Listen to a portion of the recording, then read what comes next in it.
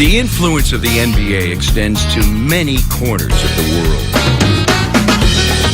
Basketball is actually a global brand, and many times when you live in a place like Kibera, as a young person, you have dreams, you have aspirations, and when they watch snippets of the NBA on television, everybody wants to live the so-called American dream. There are even snippets of the so-called American dream in Kibera, an informal settlement in Nairobi, Africa. But when they look beyond the bright lights of these NBA fantasies, the children are faced with a harsh reality. Typical house will have tin roof, mud walls, no running water, no electricity. You have 50 families sharing one toilet.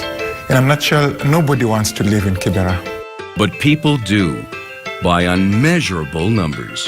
In Kibera, there's 1 million people or more, because you can't take a census in a slum. And it's 2.5 miles long, and it's a very condensed area. And so it's the largest slum in Africa, maybe in the world. There's 16 schools there now, but there's nothing for kids to do. There's no playgrounds, there's no activities. They use drugs. The businesses are around drugs or gangs. And so there really is no structure other than gang structure. This gang structure becomes a way of life for youngsters in Kibera. Without a father figure or a sense of purpose, many join their local gangs as early as the 4th grade, resulting in a life of crime and continued poverty. And while the world they live in may be dense in population, it is sparse with opportunity.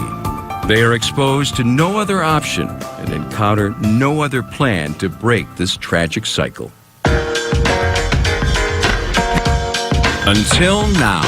Set up for a basketball court. Set up a basketball court to provide a positive structure, teach life skills. And a basketball team with a coach who would be a structuring coach. And introduce the children to a work ethic that opens the door to a new world of possibilities. And the kids then, on a team, learn that there's rules that have to be kept.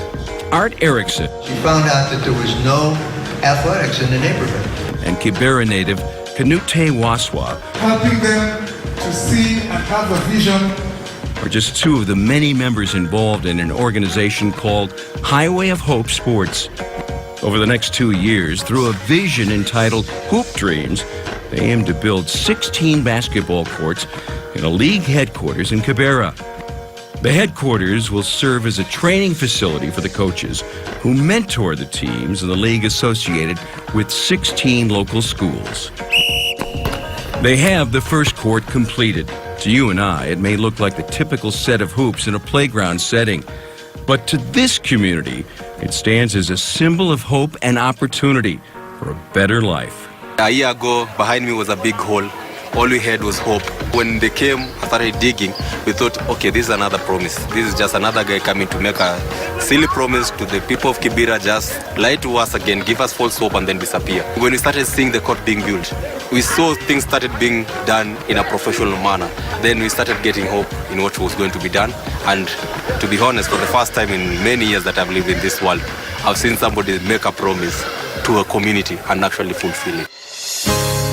Upon the court's completion, many children picked up a basketball for the first time.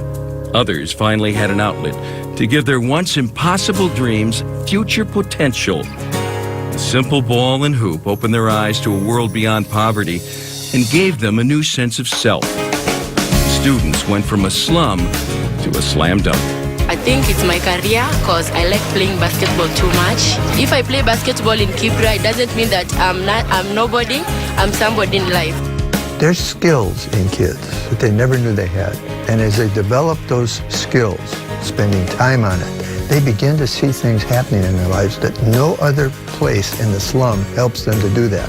The UN very clearly stated, in 2003, 1 billion people lived in slums. In 2030, 2 billion people in this world are going to live in slums. So we're not getting them out of slums, we're transforming the slums. You know what could be right in the center of that? Is a basketball team a sports program that has this mentoring, and a school that gives them education, and a group of people coming around them to give them nurture and structure in a new way. The game is growing. The ladies are off the street, the boys are off the street. Right now we see we are creating teams. We are hoping to, in 3 years, 4 years time, we might be having a team in the Kenyan Basketball League. And who knows, the next NBA player may just be from Kibera.